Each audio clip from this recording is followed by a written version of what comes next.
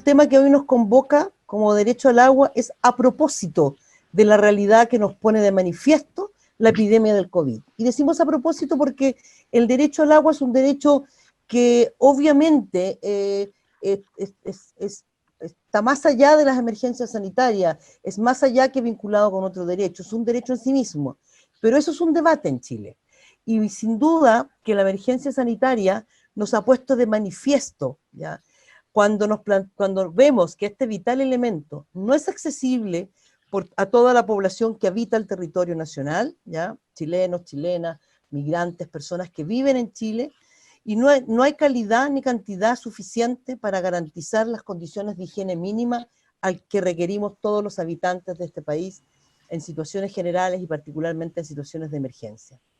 Una de las situaciones más complejas que se ha evidenciado se refiere a la vulnerabilidad que representa no poder garantizar el lavado reiterado de manos con agua y jabón, como lo sostiene desde la OMS y toda la institucionalidad sanitaria, es decir, no tener acceso a la más simple y efectiva medida sanitaria para evitar el contagio del coronavirus. La escasez hídrica, o sequía, según la denominan algunos, que afecta al país, se expresa dramáticamente en las 137 comunas en las que no hay agua suficiente para abastecer las necesidades de consumo humano diarias de la población que allí habita, de bebida, alimentación y de saneamiento para la evacuación de orines y excretas.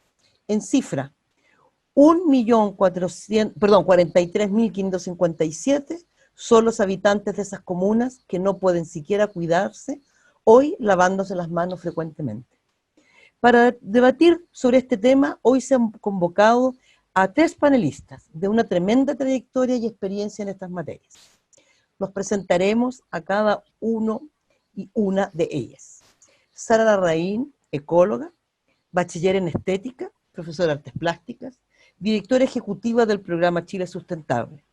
Su trabajo se ha orientado al diseño y elaboración de propuestas económicas, de desarrollo, sociales y políticas para la sustentabilidad en el uso de ecosistemas y recursos naturales para satisfacer las necesidades de las generaciones presentes sin comprometer la capacidad de las generaciones futuras para satisfacer sus propias necesidades.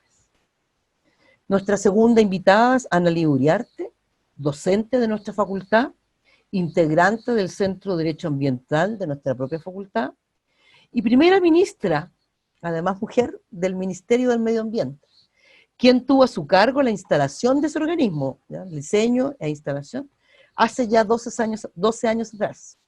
Hoy su trabajo como académica lo desarrolla con especial énfasis en el tema del derecho al agua. Y nuestro tercer invitado, Samuel Yupanqui, sociólogo, presidente de la Asociación de las, perdón, estaba 2 veces de la Asociación Indígena Aymara Quechua Yacamarca, miembro del Consejo Metropolitano de Pueblos Andinos, coordinador del Instituto de Arte, Cultura, Ciencia y Tecnología Indígena de Santiago, e integrante de la Mesa Regional Indígena de Santiago, perteneciente al pueblo quechua. Bienvenidos a los 3. Muchas gracias por estar esta tarde con nosotros. Este conversatorio es particular. Si bien se desarrolla dentro del ciclo Conversaciones, Derechos Humanos en Tiempo de Pandemia, será parte, además, de la sección Debates del Anuario de Derechos Humanos del Centro de Derechos Humanos, donde es imprescindible abordar el tema de la pandemia y cómo afecta a los derechos humanos atendida la coyuntura que nos golpea hoy. Dentro de ello nos ha parecido que un tema fundamental es el derecho al agua, ya que tal cual decíamos al inicio de esta presentación, más allá de cualquier debate sobre el derecho al agua, la emergencia sanitaria ha dejado en evidencia cómo los cuidados más básicos para la prevención y autocuidado de las personas no son posibles para un importante número de habitantes de nuestro país, porque el acceso al agua no está garantizado y no es posible acceder en igualdad de condiciones a prácticas higiénicas mínimas. Para cumplir con los objetivos trazados, les plantearemos a nuestros invitados 3 preguntas que responderán sucesivamente. La idea es que por cada pregunta no se extiendan más allá de unos 6 minutos, de modo que queden unos 30 minutos al final para abrir una conversación con todos o todas los presentes.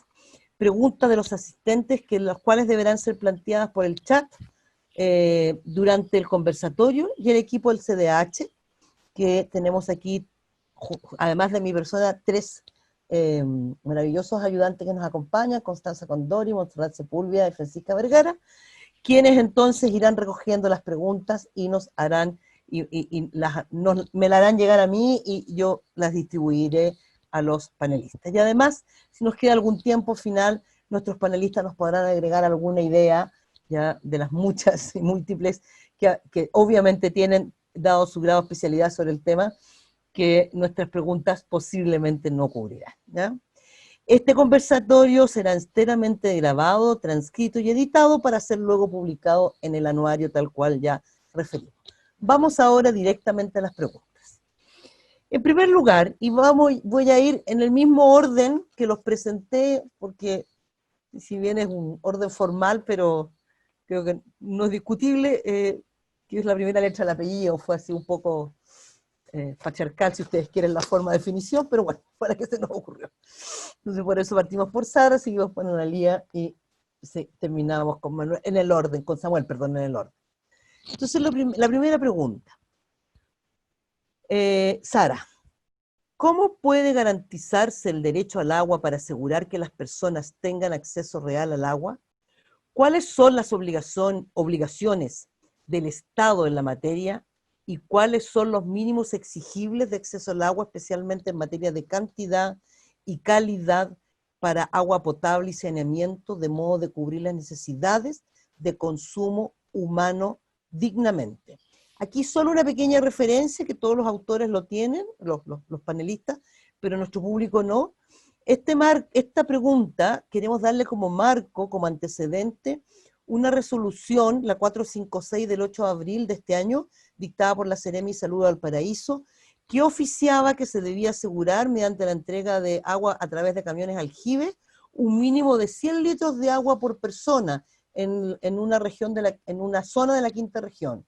Pero 8 días después se dicta una nueva resolución, la 458 al 16 de abril, que deja sin efecto la primera, no otorgando a los vecinos acceder a este mínimo de litro que se señalaron que son los mínimos para el consumo humano. Partamos con Sara, después con Analía y después con Samuel. Muchas gracias. Bueno, muchas gracias Claudia por la presentación y muchas gracias al Centro de Derechos Humanos por la invitación y por armar este conversatorio. La verdad es que es un tema que tiene una tremenda discusión en la ciudadanía. Prácticamente todas las semanas hay 2 o 3 conversatorios vinculados a este tema, por la situación de sequía, pero también porque estamos con un proceso de una crisis del marco jurídico, particularmente el Código de Agua, y estamos en un proceso constituyente, donde obviamente es tremendamente importante esta discusión en la medida en que la sociedad requiere reformular la utilización y el acceso a los bienes comunes. Entonces, a la pregunta de cuál es lo que debe garantizar el Estado, cuáles son estos derechos, la verdad es que hay un marco jurídico hoy día, principalmente un marco internacional, que debiera hace años, al menos hace 10 años, debió haberse ejecutado o formulado dentro de la política nacional, justamente para asegurar el derecho humano al agua. Pero eso no se hizo. Si bien es cierto, la reforma al Código de Agua, que está desde el año 2011, me refiero al boletín 7543-12, si bien es cierto, es una moción que presentaron los parlamentarios el año 2011 y que pasó a la Cámara de Diputados, pasó a Comisión de Recursos Hídricos, Comisión de Agricultura, y hoy día está en trámite final en la Comisión de Constitución del Senado. La verdad es que estamos atrasados en una década en que se bajara la resolución de la Asamblea General de Naciones Unidas del año 2010, que establece el derecho humano al agua potable y saneamiento como un derecho esencial que permite asegurar los demás derechos. Esto el año 2010 pasa a constituir un nuevo derecho humano. Es un derecho humano que se establece al mismo nivel de los demás derechos garantizados en la Declaración de Naciones Unidas sobre Derechos Humanos. No obstante, esto no se estructuró, no se formuló, no se puso en vigencia en la legislación vigente. Sí está en esta moción parlamentaria. Hubo una moción de reforma constitucional de varios senadores en esta línea que establecía el derecho humano al agua, que se perdió en la sala del Senado, y por lo tanto es un tema que está pendiente de formular en la política nacional. Por lo tanto, claramente la resolución de Naciones Unidas, de la Asamblea General del año 2010, es un antecedente que nos permite poner en vigencia en la legislación chilena lo propio. Esta resolución además fue vista y aprobada por la Comisión de Derechos Humanos de Naciones Unidas. La Comisión estableció que es un derecho vinculante, y por lo tanto parte de los informes de los estados sobre el ejercicio de derechos o las garantías de derechos humanos deben incorporar la información del acceso al agua potable y al saneamiento de la población. Por lo tanto, hoy día es perfectamente un derecho que es ejecutable desde la perspectiva de la legislación internacional, pero nos faltan derechos, digamos, establecidos en la legislación nacional. Hay un segundo elemento que también no es vinculante, pero que obligaría al Estado de Chile a establecer en la legislación nacional el derecho humano al agua, que es la Agenda 2030. La Agenda 2030, en su Objetivo de Desarrollo Sustentable número 6, establece la necesidad del imperativo de concretar el derecho humano al agua potable y al saneamiento para todos los habitantes de los distintos países al año 2030. Por lo tanto, ahí hay otro elemento fundamental que tiene que ver y que es en el fondo en otro marco, digamos, de Naciones Unidas, está refiriéndose a lo mismo que lo que estableció la Asamblea General el año 2010. Bueno, y finalmente está la resolución que tú señalabas, que de una u otra forma trata de poner en vigencia la recomendación de la Organización Mundial de la Salud, que establece que para mantener la protección de la vida, la higiene básica, la salubridad, cada persona debiera tener un mínimo de 100 litros, de 100 litros día. Y eso obviamente hoy día es algo que no se está cumpliendo a través de los camiones de aljibe, pero tampoco se está cumpliendo a través del acceso al agua potable y saneamiento.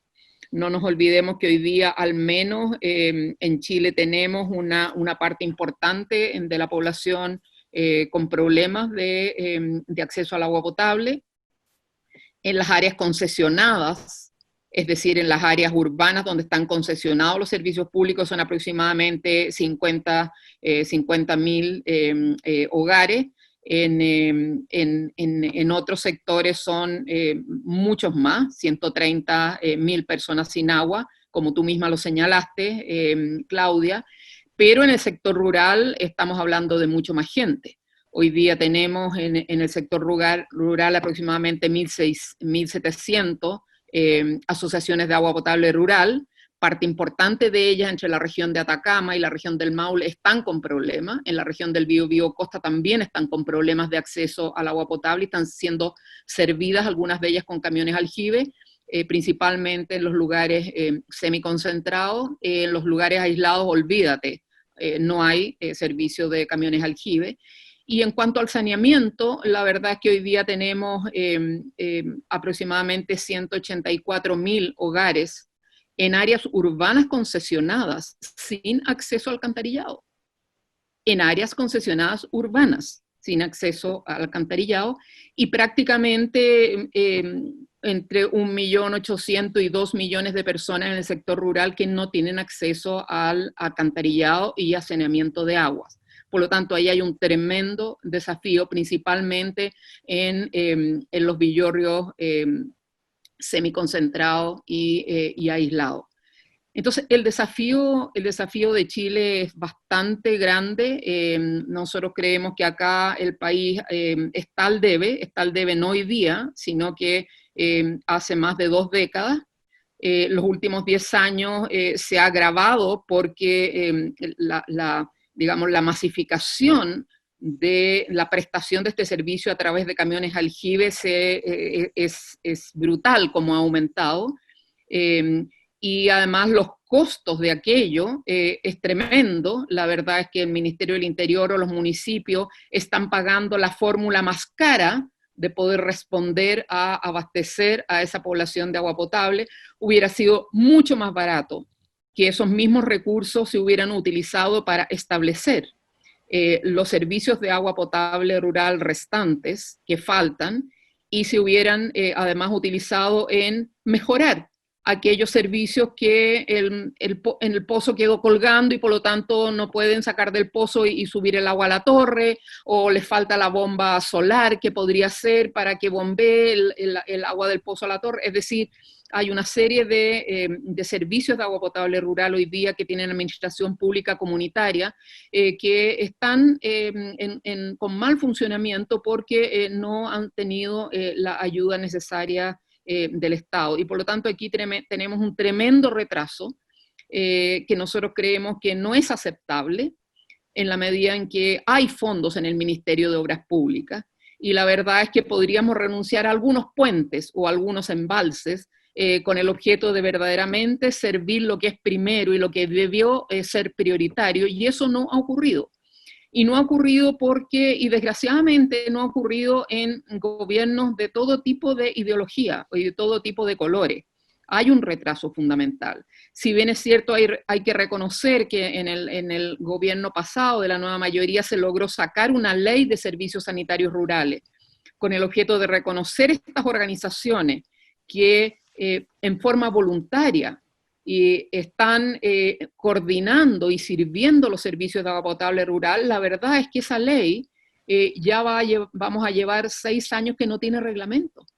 Y por lo tanto hay una ley de servicios sanitarios rurales que obviamente irían a ayudar a este sector que es el que está más retrasado en cuanto al acceso al agua potable y saneamiento, pero como no tiene reglamento no se puede hoy día verdaderamente implementar y poner en vigencia. Entonces acá tenemos una tremenda deuda, y es una tremenda deuda en cuanto a derechos para esos APR, infraestructura para esas asociaciones de agua potable rural, para el agua potable, la completa instalación del saneamiento, del alcantarillado, y la completa instalación de las plantas de tratamiento con el objeto de que estos servicios no comprometan las cuencas o la calidad de las aguas.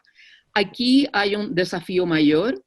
El Estado chileno no está garantizando el derecho humano al agua, sino que al contrario, y estamos refiriendo solamente a agua potable y saneamiento. No me voy a referir a los derechos de subsistencia, es decir, aquellos derechos de los campesinos a poder acceder a sus derechos de agua y a poder seguir desarrollando sus actividades agrícolas de subsistencia. Eso ni me quiero meter ahí porque ahí hay otro gran problema donde ni siquiera se está respetando el derecho de ese sector campesino a poder utilizar sus propios derechos. Y se ha dado prioridad obviamente a sectores de exportación, como hoy día es conocido el caso de las paltas, el caso de los olivos, etcétera, etcétera, a costa de los derechos de los campesinos que están en los planos, en las zonas más planas, que tienen sus derechos pero que no pueden ejercer esos derechos.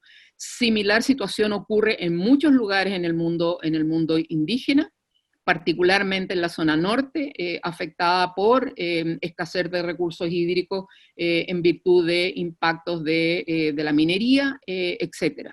Entonces, hoy día yo creo que tenemos un tremendo desafío, y uno de los temas relevantes que hemos destacado a propósito de la pandemia, Claudia, también para contextualizar cómo se agrava este retraso de Chile en la garantía del derecho humano al agua potable y saneamiento, es que claramente en el caso de la pandemia, no ha habido una política para responder rápidamente a la gente que no puede lavarse las manos con las veces que se requeriría, o a establecer en el programa de reactivación la prioridad de inversión pública en justamente ponernos al día en todos los servicios de agua potable rural particularmente, que es el sector más abandonado, y en ponernos al día con los campamentos y con los lugares en los sectores concesionados que hoy día no tienen ni agua potable ni saneamiento. Entonces yo creo que aquí hay un momento en que la pandemia hay que responder rápidamente, pero la reactivación tiene que considerar la inversión pública prioritariamente en este momento para agua potable y saneamiento en todo el sector rural que está carenciado de estos servicios y en los sectores urbanos que obviamente hoy día son miles de familias que no cuentan con este servicio básico fundamental. Muchas gracias, Sara. Analía Uriarte. Primeramente quisiera agradecer al Centro de Derechos Humanos por esta iniciativa de llevar adelante este conversatorio, y en segundo término quisiera saludar a Claudia Iriarte, que está conduciendo, a los ayudantes que están apoyando tras bambalinas el desarrollo de esta actividad, saludar muy especialmente a Sara Larraín, que no la veía hace tiempo, y a Samuel también, que nos está acompañando como panelista, y a la otra panelista, a Constanza Condori. Y bueno, esperar a todos ustedes que nos están acompañando en este conversatorio, que estén muy bien de salud, que se estén cuidando, y pasamos derechamente al tema. Tengo un enfoque que coincide en puntos muy sustantivos con el planteamiento de Sara Larraín, y cómo no podría ser de otra manera, porque estamos hablando finalmente de obligaciones internacionales de carácter humanitario, como es el establecimiento del derecho humano al agua. En la presentación que hizo Claudia respecto de este conversatorio y de esta primera pregunta, señaló con mucha razón que el Seremi de Salud de la Quinta Región dictó primeramente en el mes de abril una resolución que establecía la obligación estatal, estamos hablando de la administración del Estado, de proveer al menos 100 litros de agua al día por habitante. Y luego, una semana después, dejó sin efecto esa resolución. Esto tiene una explicación, y quisiera, por favor, pedir compartir pantalla, que se me habilite esa posibilidad, porque la explicación de esta primera resolución del Seremi de Salud está en esta imagen que ustedes están viendo. Este es un cuadro de la Organización Mundial de la Salud, referido a la cantidad de agua domiciliaria, el nivel del servicio de la salud, cuadro S1, resumen de los requisitos del nivel de servicio de agua para promover la salud. Si ustedes ven la columna de más abajo, dice acceso óptimo. Agua abastecida de manera continua a través de varios grifos, se atiende a las necesidades de higiene y a todas las necesidades 100 litros diarios. Y el nivel de riesgo de la salud con esa provisión es muy bajo.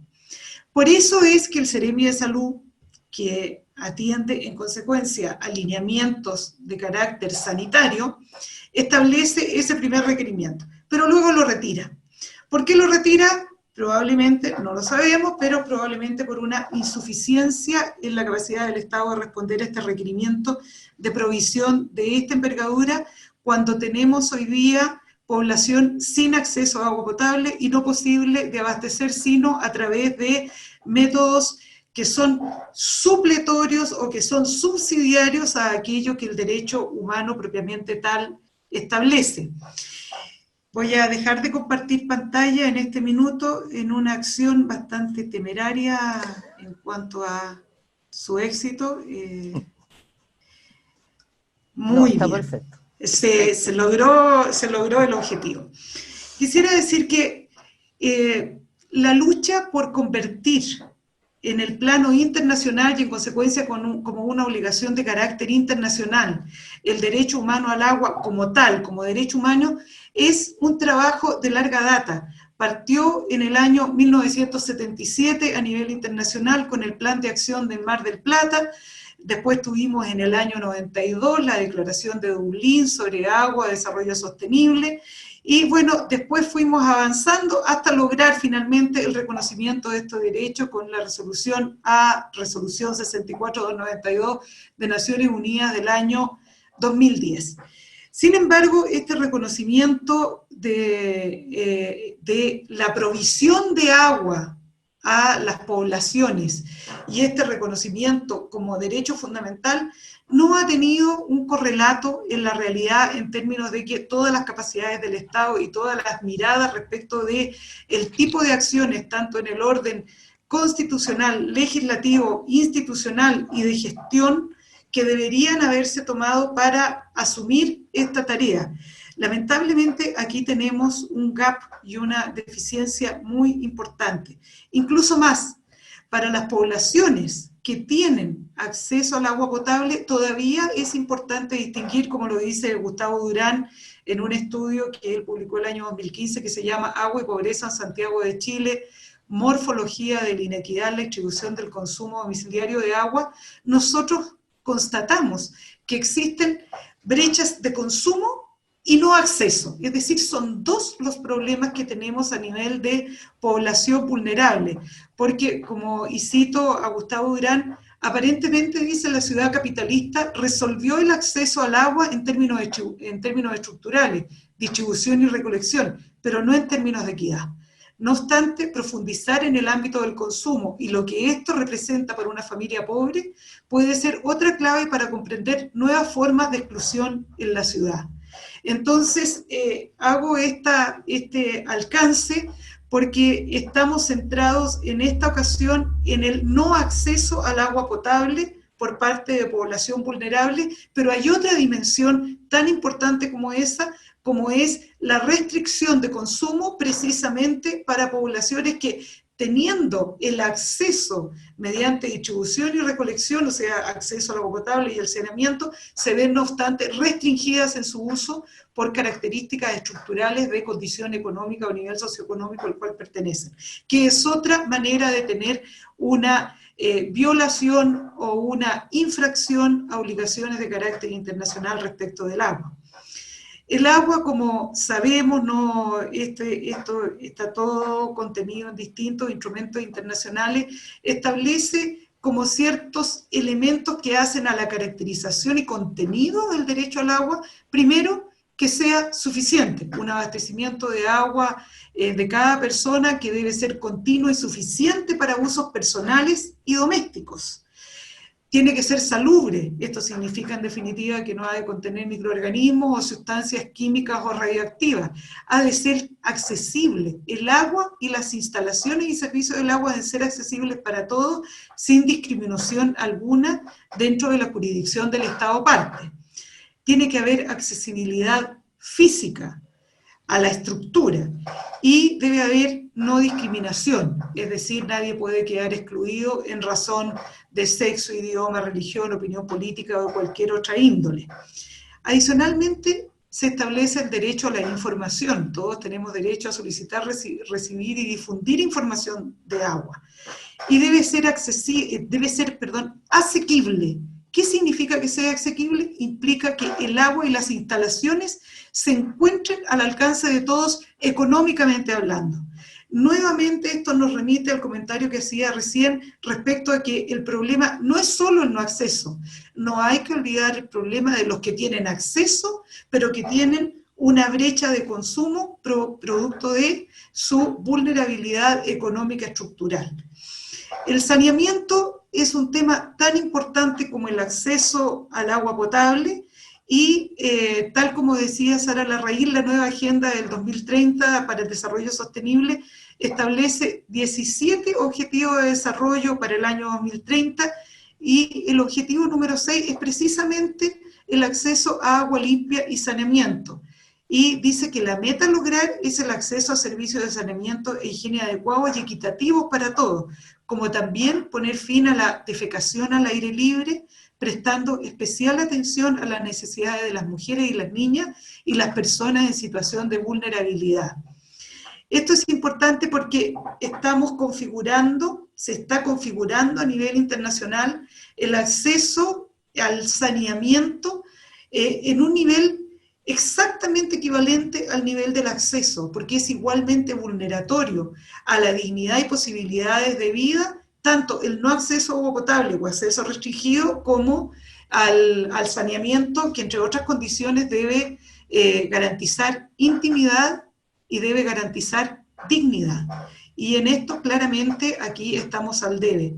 Un punto que quisiera destacar y que tiene relación con la circular, la resolución del Seremi de Salud de Valparaíso, que primero emite la resolución y después la deja sin efecto, es que hay una obligación de respetar el derecho humano al acceso al agua potable y al saneamiento.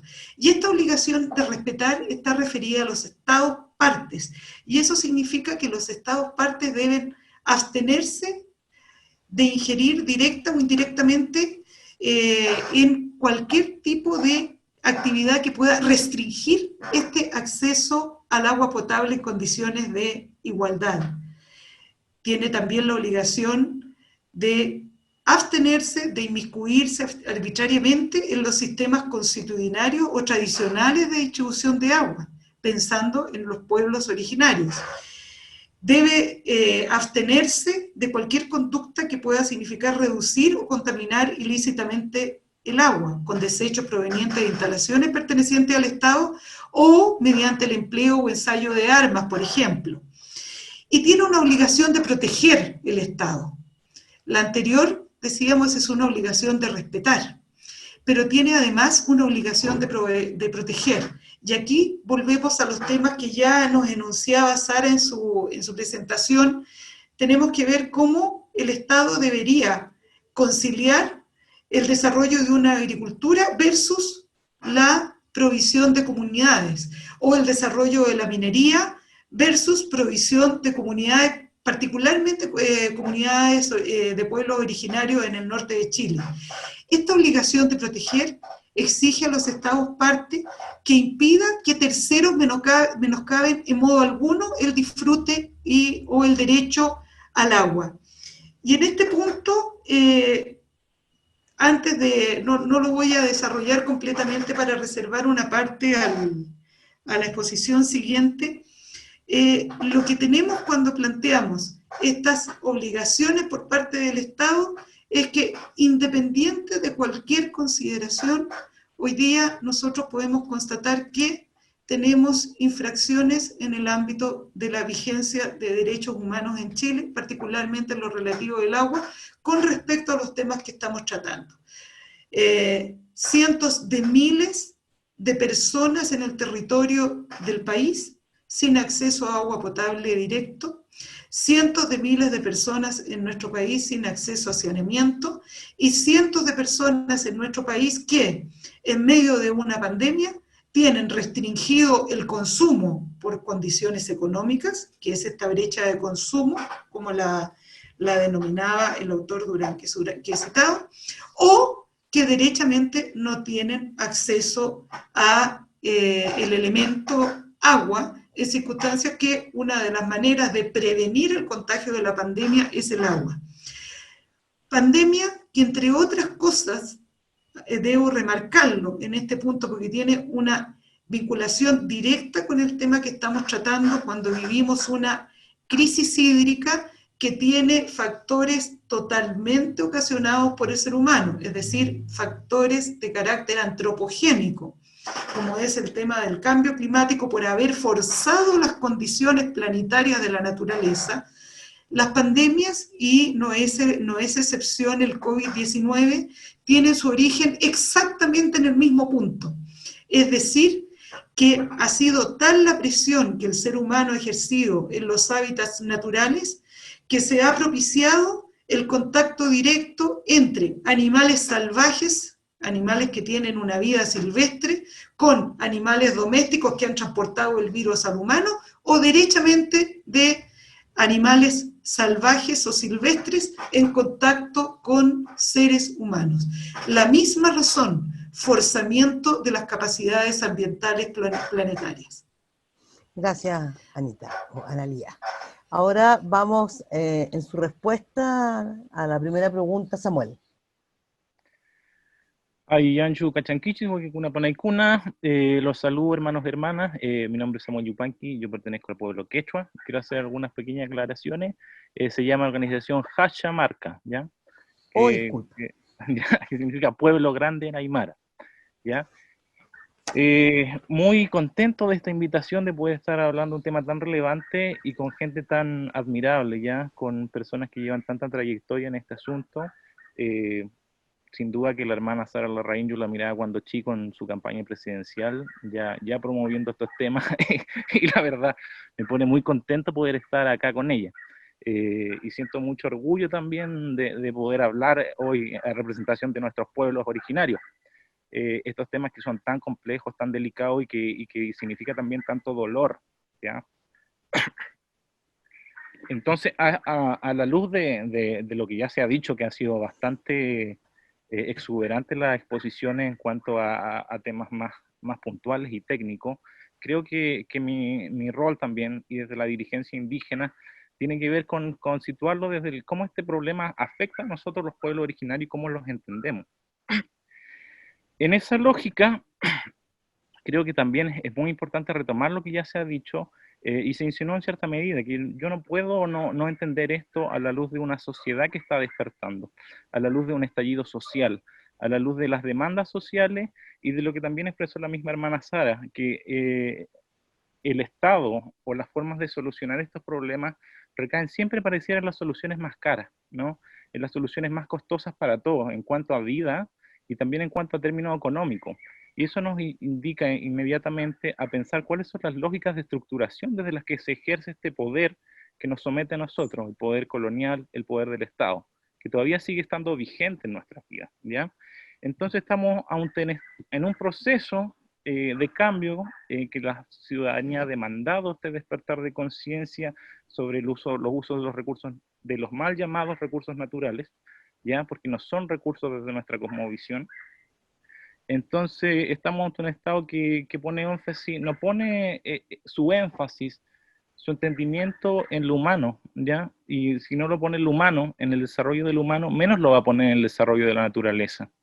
Entonces aquí se conjuga una gravedad que es muy fuerte, ¿no? Que nosotros, hablando el mismo idioma, técnicamente español, haciendo demandas sociales sobre el acceso y nuestro derecho al agua, no se nos escucha, menos se va a escuchar otras formas de vida, otras con las que compartimos, ¿no? La naturaleza, los animales, todo esto que se ve afectado con estos problemas que se ven arrastrando por el uso del agua, por el uso de la explotación indiscriminada del agua, en que no se ha entendido como un bien de consumo, como bien lo han dicho.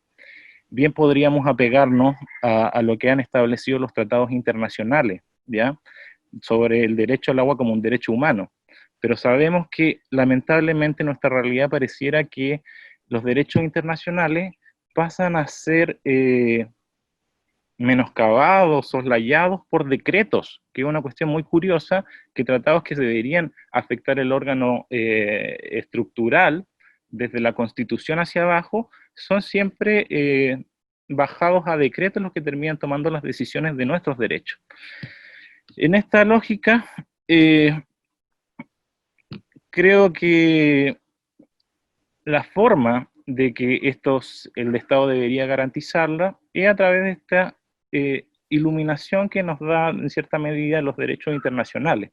Lamentablemente, como expliqué, no se puede llegar a ello porque no está la voluntad, y no está la voluntad porque el Estado se ha puesto o se ha situado desde un Estado que no valoriza, no enfatiza y no pone en primera persona ni los derechos de los pueblos originarios, sus derechos constitucionarios, los derechos de la naturaleza, sino que el derecho de la explotación del uso de los privados, de los monocultivos que van en directo desmedro, del uso de las comunidades en el agua, del uso democrático, del entendimiento de cómo todos somos parte de un ecosistema y podríamos tomar decisiones en torno a ello, y generalmente se excluye a favor de unos pocos, y de legislaciones que están hechos para pocos, que están hechos para nuestras élites, que están hechos para el desarrollo del libre mercado. En cuanto a los temas del decreto que salió, no creo que pueda agregar mucho más allá de lo que se ha dicho. Sin duda, sí me cabe la reflexión de lo importante que es valorar el agua, que nuestras poblaciones andinas en muchas partes siempre han vivido con escasez hídrica. Entonces yo me pregunto, ¿son 100 litros? ¿Son 1000 litros? ¿Cuántos litros son? No creo que vaya desde un punto de vista humano, sin duda que tiene que haber aspectos técnicos que velen, pero estamos en una situación tan grave que probablemente en algún momento tengamos que adecuarnos a vivir con mucha menos cantidad de agua que la que estábamos habituados, ¿no? Y eso sin duda que pone alertas que son sumamente importantes, pero 100 litros en tiempos de pandemia, en que tirar la cadena significa no sé cuánto, en que ducharse significa no sé cuánto, en que ya se imposibilita el, el hecho de lavar con la lavadora, y olvídate de tener planta en tu jardín, con 100 litros no se puede. Entonces, incluye una revisión que sin duda tiene que ver con el contexto y la territorialidad de cada parte, pero la situación es tan compleja hoy que sin duda tenemos que adecuarnos a valorar este recurso, a tomarlo con sentido común, pero ese sentido común, a la luz de las demandas sociales, de la contingencia, también implica que este uso racionalizado del agua que se le impone a las personas humanas no puede ser a la vista de que hay un privilegio para las empresas, para el desarrollo del agua, para, no sé, pues para las paltas, para las forestales, para el uso de las celulosas, para el uso indiscriminado de la minería.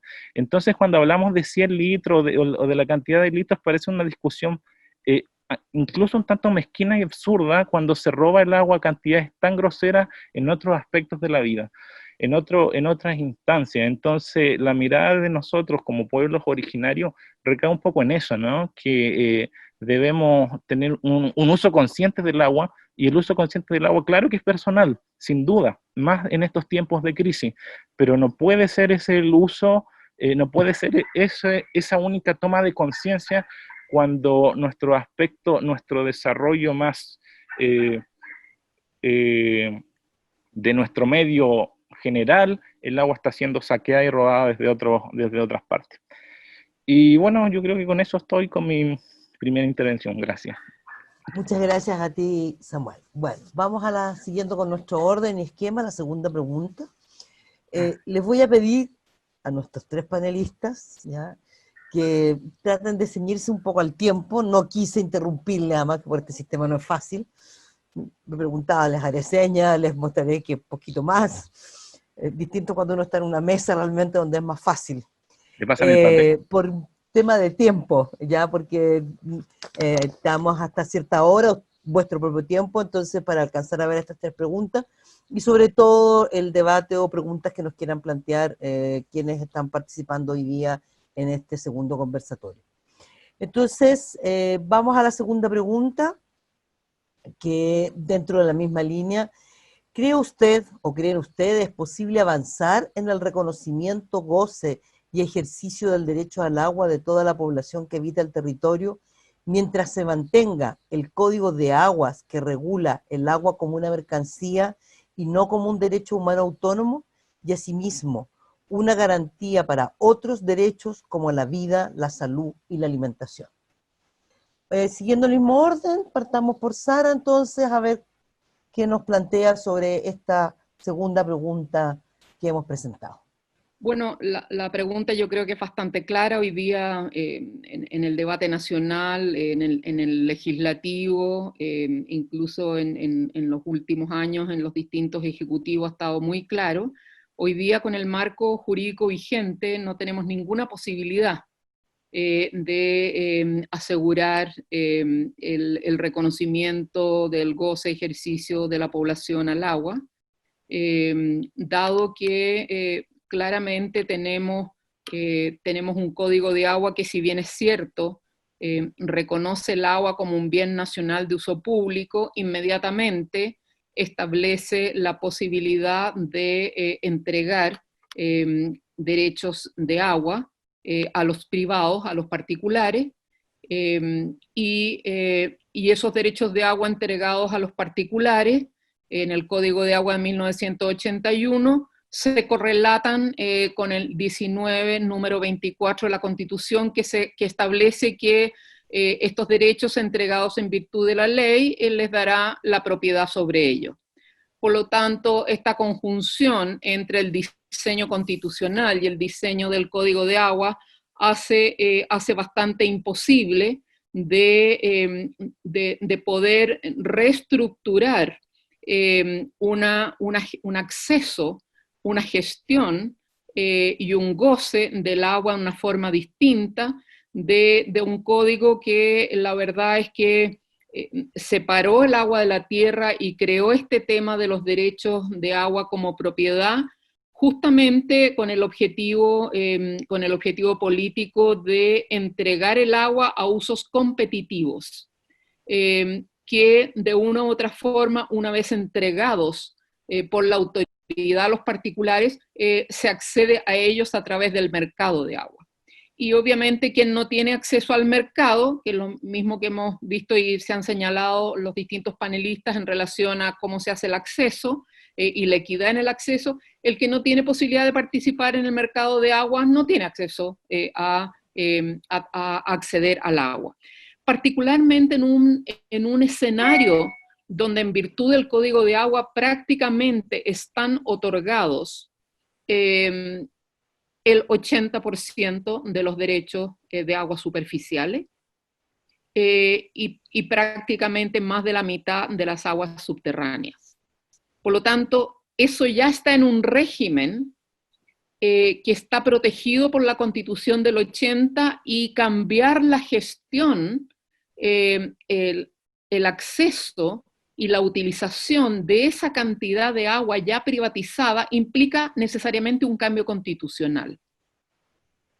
Por lo tanto, tenemos hoy día ya capturados por el mercado, por el sector privado, la mayor parte de las aguas superficiales y más de la mitad de las aguas subterráneas. Por lo tanto, aquí hay un problema mayor y aquí la cirugía, si queremos generar una estructura de acceso y de gestión que asegure los derechos humanos al agua potable y saneamiento, las actividades de subsistencia, la protección de las fuentes de agua, las cuencas, las cabeceras de cuenca, incluidos los glaciares, los humedales, que son las esponjas de reservas de agua, etcétera, etcétera, hay que entrar a una cirugía constitucional.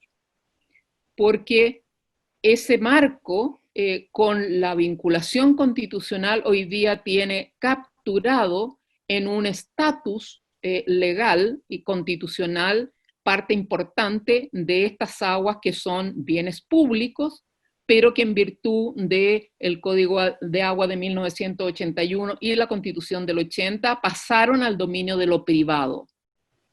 Y de lo privado constitucionalmente blindado, con además un tipo de propiedad que es perpetua. Por lo tanto, es tremendamente complejo y aquí claramente se requiere un cambio en el Código de Agua y un cambio en la Constitución para resolver estructuralmente. Ahora, se puede avanzar en algo mientras desarrollamos el proceso constituyente, sí se puede avanzar en algo, y de hecho, si tú miras desde la reforma al Código de Agua que se planteó el año 1992 y fue aprobada una reforma muy menor el año 2005, desde el año 2005 hasta el año 2010 tú tienes ya decenas de nuevas reformas al Código de Agua presentadas por un parlamentario. Esta moción que logró ser patrocinada por el gobierno Bachelet y que hoy día ya pasó la Cámara y que está en el Senado, significa el boletín 7543-12 del año 2011, implica un tremendo avance. Y ha sido difícil porque se ha bloqueado en las distintas comisiones, etcétera, etcétera, pero implica un tremendo avance en el sentido de que establece y principalmente reformas en el artículo 5, establece que que el agua, y refuerza que el agua es un bien público, que el acceso al agua es un derecho humano que debe ser garantizado por el Estado, se establece y se introduce en el Código de Agua, y establece prioridades de uso. Establece prioridades de uso, y dentro de esas prioridades de uso establece agua potable y saneamiento, actividades de subsistencia, protección de las fuentes y del medio ambiente vinculado al agua, y establece usos competitivos o usos de lucro, digamos, separados como finales dentro de esta priorización. Entonces, yo creo que ahí, en esta reforma, que en este momento ya están los últimos, digamos, en las últimas etapas, claramente hay un avance en la medida en que hay una formulación que va a ayudar a establecer muy objetivamente criterios de función social de la propiedad. Y por lo tanto, con este avance se puede relativizar esta propiedad a outrance que hoy día está consagrada en el marco jurídico y constitucional vigente. Porque aquí se establecen criterios objetivos para esta función social de la propiedad que también está en la Constitución, y por lo tanto puede empezar a socavar esta visión propietarista a outrance del Código de Aguas actual. También hay un avance en el sentido que establece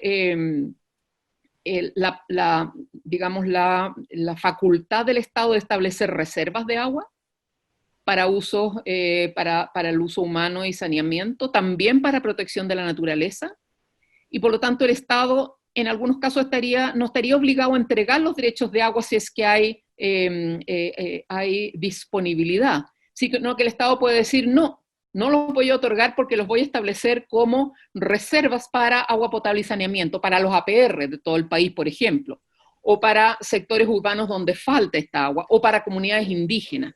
Hoy día, con esta reforma, el Estado va a tener la posibilidad de no otorgar el agua, aunque se le pida, y también va a tener la posibilidad de extinguir los derechos que están acaparados por los privados y que no se están utilizando, o caducar aquellos derechos de aquellos que no los han inscrito con el objeto de especular y no pagar patente por no uso de estos derechos de agua.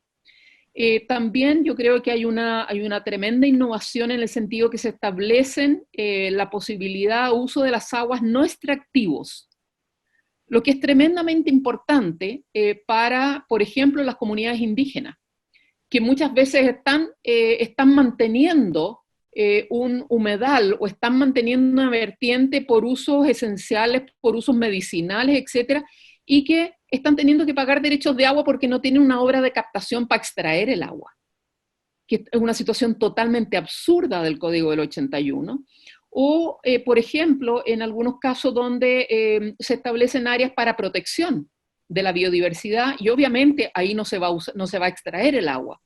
Entonces, muchas veces, por ejemplo, hay municipios que tienen derechos de agua para usos de conservación o paisajístico o de desarrollo turístico, que están teniendo que pagar patentes porque no están haciendo las obras para extraer el agua. Parece que Sara está teniendo problemas con la conexión, vamos a quedar allí.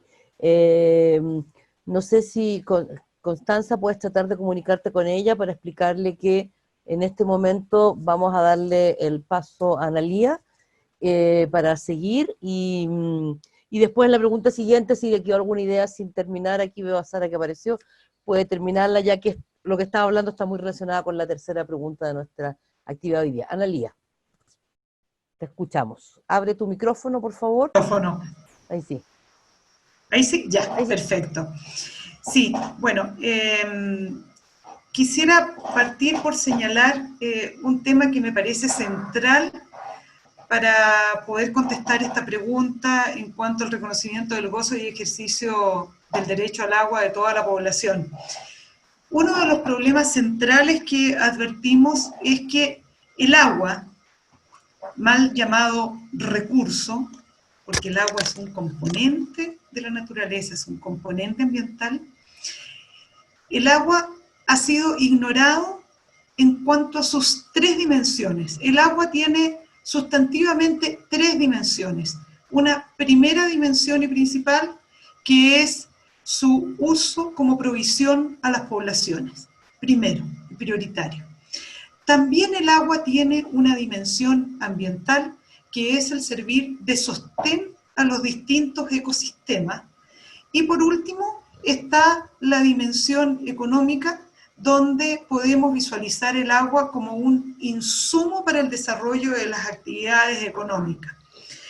Naturalmente, esta invisibilización de estas tres dimensiones se relaciona directamente con el Código de Aguas del año 81, que como conocemos por la historia de su gestación, un código nacido en dictadura, que responde claramente a una identificación con la teoría neoliberal, que transforma al agua en una mercancía, en un commodity, que entrega la regulación del agua a los mercados de agua y donde los privados se hacen propietarios de forma gratuita y a perpetuidad de los derechos de agua, y esos derechos de agua entran a este mercado en un nivel de transacción donde su precio va a variar según el desarrollo de distintos factores. Desde luego que en un escenario de mayor escasez hídrica, el precio del recurso va a subir. Este modelo que implementó este código del año 81 echó por tierra el modelo del anterior Código de Agua, que sí reconocía las otras dimensiones del agua y regulaba desde luego un orden jerárquico de asignación de tareas o de uso respecto del agua, y naturalmente consideraba como prioritario el de provisión a las poblaciones como una prioridad. Hoy día nosotros sabemos que el 90% de los derechos de aprovechamiento de agua de carácter consultivo, esto quiere decir que son aguas cuyo titular no tiene la obligación de devolverlo a un caudal, a un río, está en manos de mineras y agroexportadoras. Y prácticamente el 100% de las aguas de aprovechamiento no consultivo, es decir, que son aguas que utilizadas son devueltas o retornan a un caudal, a un río, se encuentran en manos de empresas transnacionales que se ocupan de las tareas de saneamiento. Entonces, en este contexto, en las condiciones constitucionales y legales actuales, tenemos desde luego un problema grave con el cumplimiento de la obligación del Estado de respetar el derecho humano de acceso al agua y al saneamiento. ¿Por qué?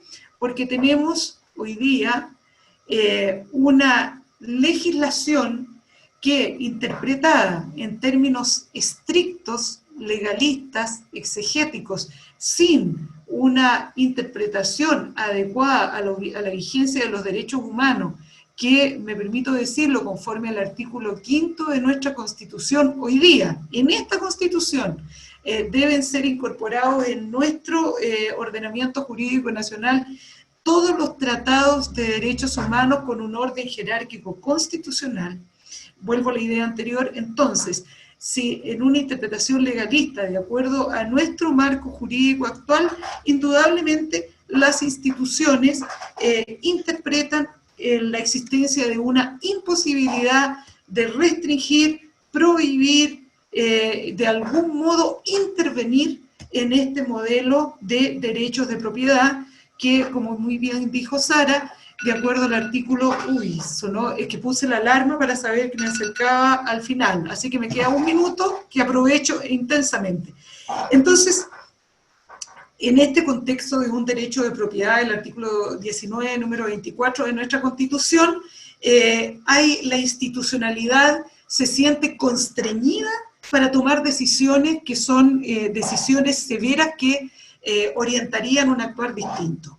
Y en este punto yo estoy haciendo un trabajo ahora a propósito de mis temas medioambientales, en cómo trata el sistema de evaluación de impacto ambiental, por ejemplo, la evaluación ambiental del agua respecto de los proyectos atendidos al tema del cambio climático y la escasez hídrica.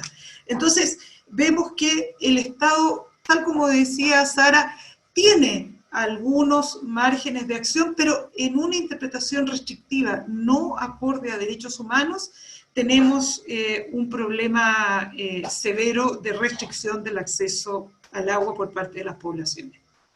Gracias, Analía. Samuel, si abres tu micrófono y para escuchar tu planteamiento respecto a esta pregunta. Bueno, yo creo que sin duda, como ya han mencionado, el Código de Agua es como una vergüenza nacional e internacional que tenemos en Chile, ¿no? Que somos como reconocidos como el país que ha privatizado el agua.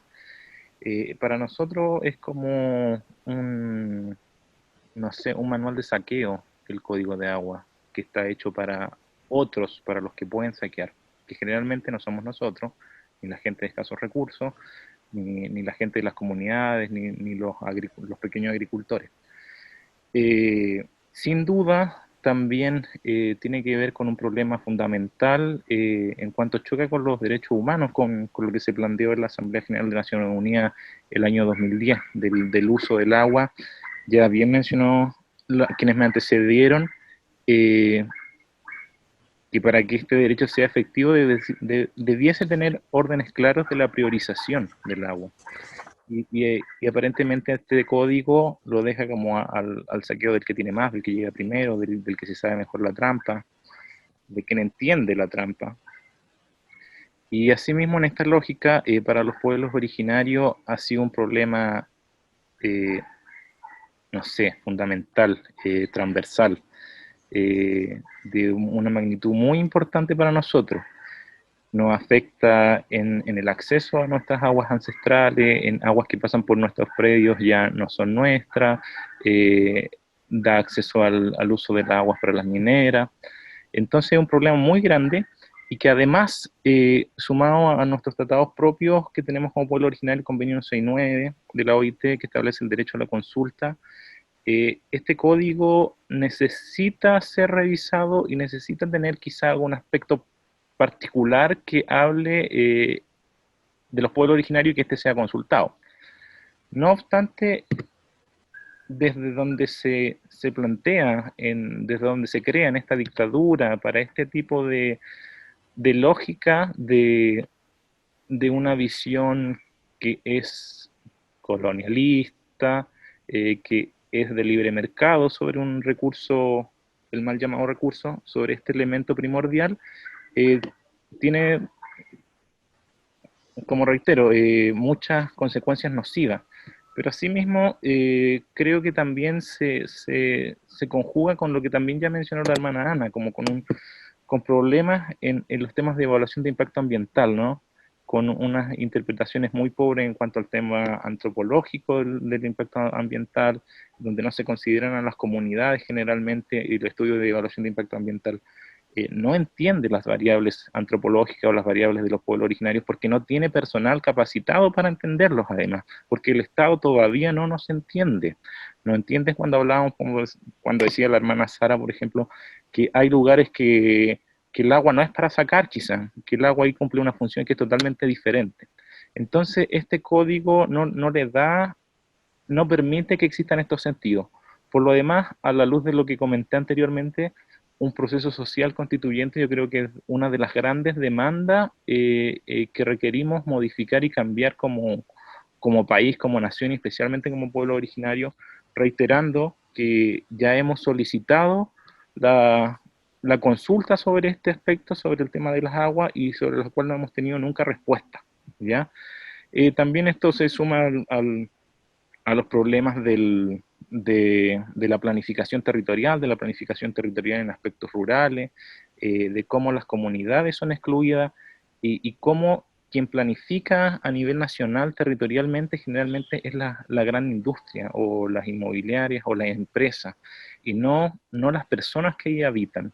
Entonces esto se suma a un problema sin duda que es puntual por el Código de Agua, pero también por lo que reitero un poco, que es una comprensión de un Estado extractivista, de un Estado colonial aún, y un Estado que que no ve otras realidades más las que ellos quieren ver, y que en eso incumple los tratados internacionales de derechos humanos, los de pueblos indígenas, los de acceso al agua, bueno, y un sinfín de tratados que en cierta medida hay acciones que apuntan a superar esto, pero sigue habiendo un margen de la implementación de los derechos que es sumamente grande, que aunque existan derechos, el Estado no los cumple, porque bueno, entre el dicho y el hecho hay mucho trecho, y suele pasar, ¿no?, que entonces todo lo que hay en esta materia de resguardos no se cumple. Entonces, en síntesis, creo que es un problema muy grande este código de agua, y que sin duda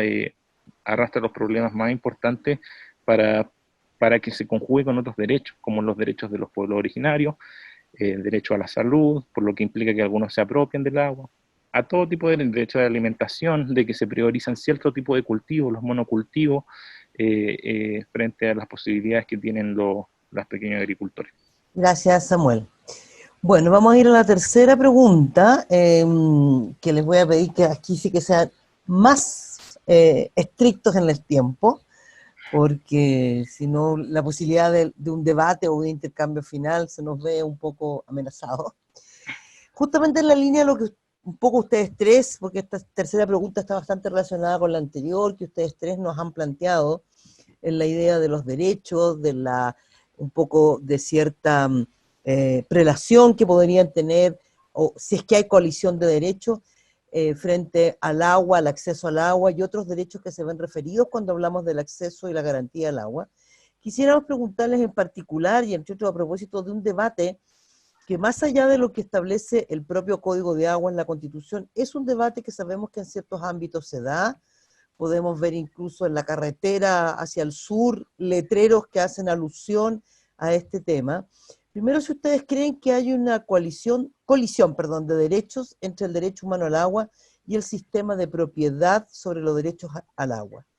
Y desde el punto de vista, si hubiera colisión, a vuestro criterio, ¿cuál podría ser el mecanismo para resolverlo?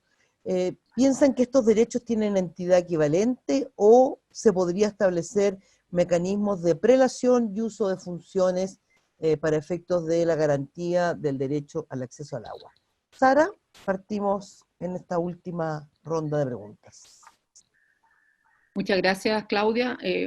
La verdad es que la colisión es evidente, y los letreros a los cuales tú te referías son letreros que han puesto las juntas de vigilancia, que son, en general, agrupan a todos los propietarios de derechos de agua, y que en el fondo quieren que la situación siga igual, y que están señalando de que obviamente no quieren ningún cambio en cuanto al régimen de las aguas. Por lo tanto, hay una colisión, y en la misma colisión ha estado súper clara en la primera reforma al Código del año 2005, que fue una reforma cosmética, no se logró nada, se demoró 13 años. Con esta segunda reforma llevamos 9 años, con obstáculos permanentes. Entonces hay un sector que no quiere, y es el sector justamente que tiene hoy día las aguas, como señalaba Analía, tiene una forma importante. El sector de los regantes es más del 70% del uso de las aguas superficiales. El sector de las grandes hidroeléctricas es parte importante de los usos no consultivos de las aguas superficiales, y obviamente el sector minero en las regiones del norte es prácticamente el poseedor del 80%, principalmente Arica, Parinacota, Antofagasta principalmente. Entonces, acá hay un sector que tiene un poder y que ha obstaculizado y que está parapetado en este régimen, en este marco legal propietarista. Y eso es lo que ha impedido que el Estado pueda establecer un régimen distinto, y porque el Estado en algunas cuencas ha declarado cuencas agotadas, y por lo tanto no se puede otorgar más, pero tampoco hay aguas para las comunidades. Hoy día teníamos desde Atacama hasta la región del Maule escasez hídrica y emergencia agrícola. Tenemos decretos de esas dos cosas. ¿Qué más, qué otra evidencia muestra de que hay una colisión importante y que legalmente lo único que le queda a la autoridad es establecer decretos de escasez hídrica y decretos de emergencia agrícola. Absurdo, completamente absurdo. Vamos a seguir con eso, entonces aumenta los camiones del Jive, aumenta el conflicto. Entonces, acá claramente hay que resolver legal y constitucionalmente esta colisión, porque no se equiparan. No hay derechos equiparados. Aquí el derecho de propiedad es el derecho sacrosanto, considerado tanto en el código, en cada uno de los mecanismos, los remates de agua, el no uso de agua, la solicitud de agua, el poder cambiar como quiere el uso, y por lo tanto yo en el norte le vendo a las mineras el agua y me quedo con otro poco y nadie me dice que no puedo venderle a las mineras, aunque la minera es distinto, porque en agricultura tú riegas, el agua percola y va a alimentar la cuenca más abajo, en minería no, tú tienes que confinarla porque es un agua tóxica. Entonces, es una locura, es absurdo, es completamente absurdo lo que estamos enfrentando, y por lo tanto acá, tanto en una reforma del Código de Agua como en el cambio constitucional, realmente lo que hay que establecer es, primero, establecer meridianamente claro que el agua es un bien público, no es un recurso privado, es un bien público de todos los habitantes de la nación. Y esto no es solamente que es un bien estatal, no, es un bien público de la sociedad toda. Y por lo tanto, si se entrega a algunos, en el caso de algunos derechos, después de satisfacer los derechos humanos, los derechos a la alimentación, la protección de las cuencas, se entregará como concesiones, las cuales deben entregar recursos a la sociedad toda, que es la propietaria de este bien público. Entonces, primero, bien público. Y por lo tanto, aquí hay un uso y goce, pero no hay una disposición. Hoy día el Código de Agua establece disposición a perpetuidad, es decir, propiedad, dominio a perpetuidad sobre las aguas. Eso tiene que ser suprimido y tiene que dar el uso y el goce. Y el goce es a través de estas concesiones. Tiene que haber claramente una gestión integrada de cuencas. Aquí hay una gobernanza que está fallando, no solamente porque el Estado desde el nivel central o de la DGA concede derechos sin preguntarle a la comunidad, sino que porque hoy día quienes gestionan las aguas son las juntas de vigilancia, son los propietarios de derechos.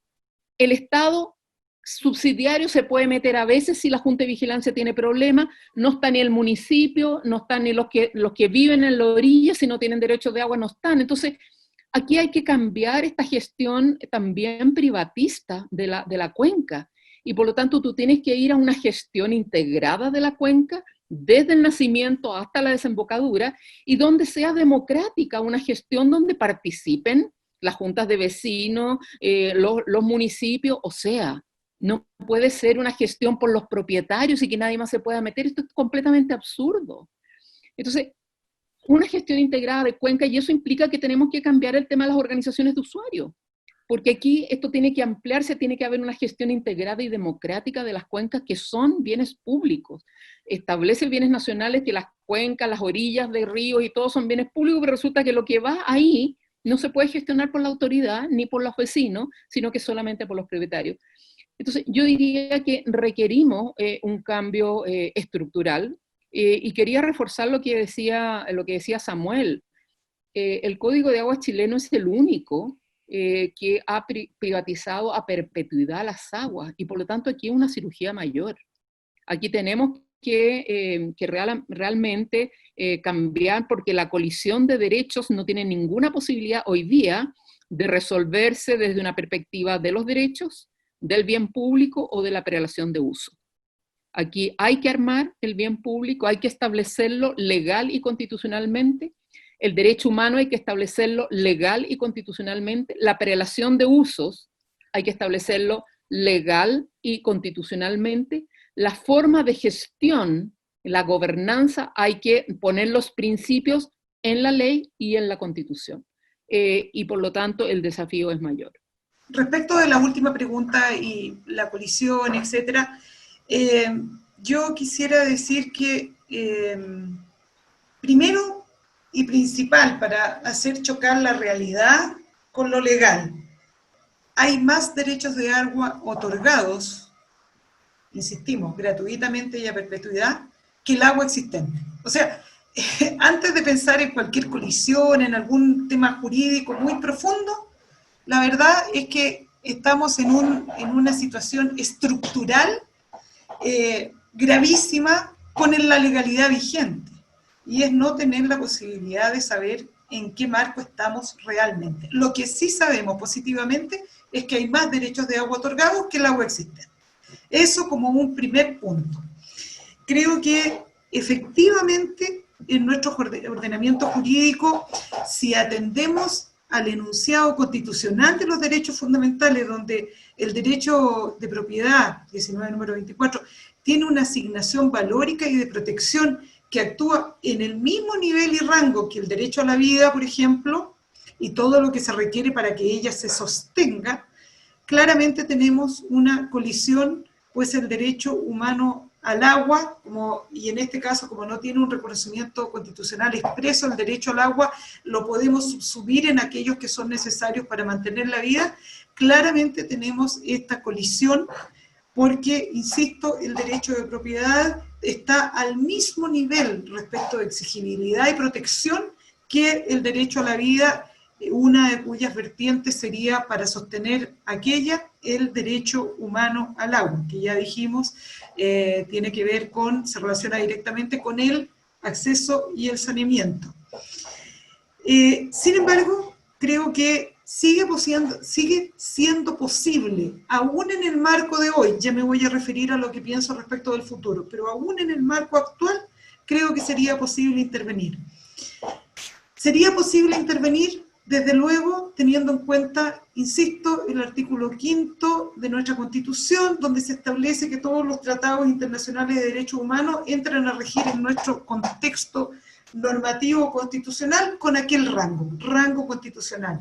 Y desde ese punto de vista, distintos organismos con competencias en distintas materias, tanto desde el Ministerio de Agricultura como el Ministerio de Obras Públicas y otros, tendrían mecanismos para, por ejemplo, restringirse a estas autorizaciones, evitar conceder estas otras autorizaciones, de manera de hacer frente a la crisis en que hoy nos encontramos y que dan cuenta los cientos y cientos de miles de chilenos que no tienen acceso al agua hoy día. Sí debiera señalar que, no obstante que pienso que hay espacios de intervención hoy, indudablemente aquello que quienes hemos estado cercanos a las temáticas del agua y observando la agudización de la crisis y el permanente deterioro de las poblaciones más vulnerables en nuestro país respecto al acceso al agua, evidentemente creemos que la solución definitiva viene de la mano de un cambio constitucional donde el agua efectivamente sea reconocido como un bien nacional de uso público, con las consecuencias que se derivan de ese reconocimiento constitucional.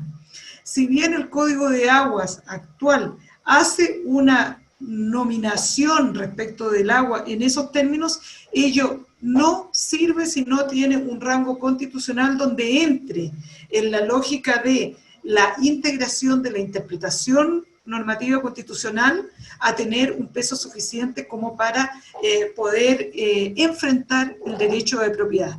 Claramente, en un proceso constituyente como aquel al que creo muchos aspiramos, indudablemente tenemos que partir por este reconocimiento del derecho al agua como un bien nacional de uso público y reconocer además las distintas dimensiones del agua, de manera que también tengamos un mayor cuidado o protección de nuestro medio ambiente, cuestión que hace sinergia con mejores estados de salud, como ya señalaba, por la vinculación que existe entre pandemias o creaciones de virus de distinto tipo, con el tema también de combate al cambio climático.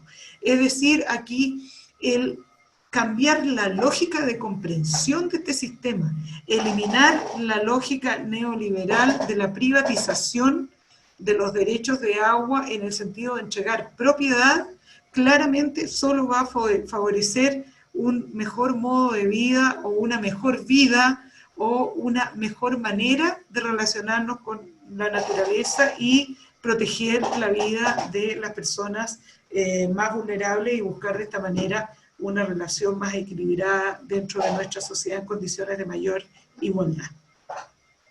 Gracias, Analía. Samuel, te escuchamos. No sé si quiero ahondar más en lo que ya se ha dicho, pero concuerdo plenamente en que esto tiene que apuntar a un resguardo mayor del derecho del agua como un derecho humano y con sus respectivas priorizaciones, de acuerdo a lo que también ha señalado, a lo que establece la misma Constitución en su artículo 5, inciso 2, ¿no? De que Chile va a suscribir los derechos internacionales de derechos humanos. Más bien me quiero quedar un poco con la parte de la pregunta que apunta a un cambio de paradigma, y ahí es donde creo que nosotros primero estamos en un momento propicio y fértil para iniciar este tipo de diálogo. Y en esa misma lógica, a veces creo que las respuestas, si bien pueden tener algo de innovador, de nuevo, en cuanto buscan soluciones a problemáticas, desde nuestra perspectiva de los pueblos originarios, de los pueblos andinos, nuestra concepción de tiempo, cuando decimos Pachamama, no solo hablamos de la madre tierra, Pacha es tiempo y espacio también, ¿no? Entonces, es también esa mirada que implica para la sociedad volver a entender cosas que son primigenias para nosotros, ¿no? En este sentido, por ejemplo, quizás se me ocurren dos cosas así por lo pronto. Yo soy Samuel Yupanqui, ¿eh? Yupanqui es un apellido inca, y los incas tienen su pacarina es su lugar de origen en el lago Titicaca. Entonces, la pacarina es de donde se origina la vida, y de donde se origina la vida para mis antepasados, para mi pueblo, es en un lago, es en el agua, ¿ya? Es en el lago Titicaca. De ahí viene la vida, y la pacarina a veces pueden ser lagos, puede ser el mar, pueden ser volcanes, pueden ser montañas. En parte una cosa súper como esencial y básica, y que incluso puede tener hasta una explicación científica, ¿no? La vida parte en el agua. Entonces, entender el agua no solo como recurso, sino como un complemento necesario, como algo básico para la vida, como algo que no puede ser apropiado. En esa misma lógica, aparte de esto de las pacarinas que les comenté, está nuestra relación ceremonial primigenia, también más básica, que son el reconocimiento que nosotros hacemos a través de nuestras ceremonias, de nuestra espiritualidad con el agua, ¿ya? Tenemos fiestas concretas o ceremonias particulares, como el Unurraimi, ¿ya? Ceremonias para el agua. Y estos diálogos que nosotros establecemos a través de las ceremonias son para establecer el equilibrio, el diálogo, entender la naturaleza, y creo que en parte lo que nos pasa hoy día, lo que le pasa a la sociedad, lo que le pasa al Estado, lo que nos pasa es que no establecemos el diálogo con la naturaleza, no sabemos escucharlo. Estamos teniendo las señales al lado, o sea, el desierto está avanzando, el desierto está avanzando, está llegando aquí a las puertas de Santiago, y no leemos esos símbolos, no estamos entendiendo, no estamos aprendiendo a leer la naturaleza. Y a esto no me refiero con que tengamos que ser machis o yatiri, ¿ya? No me refiero a esa lectura quizás más profunda a la que uno puede llegar, pero hay elementos simples que nos deberían conmover, ¿ya? Como se seca la cuenca de un río, como que familias no tengan acceso al agua. Entonces, desde ese punto de vista, creo que apuntar a un cambio constitucional, apuntar a reformas que sean, no sé si reformas ya, pero a cambios que sean estructurales, que tengan que ver con un proceso de educación también.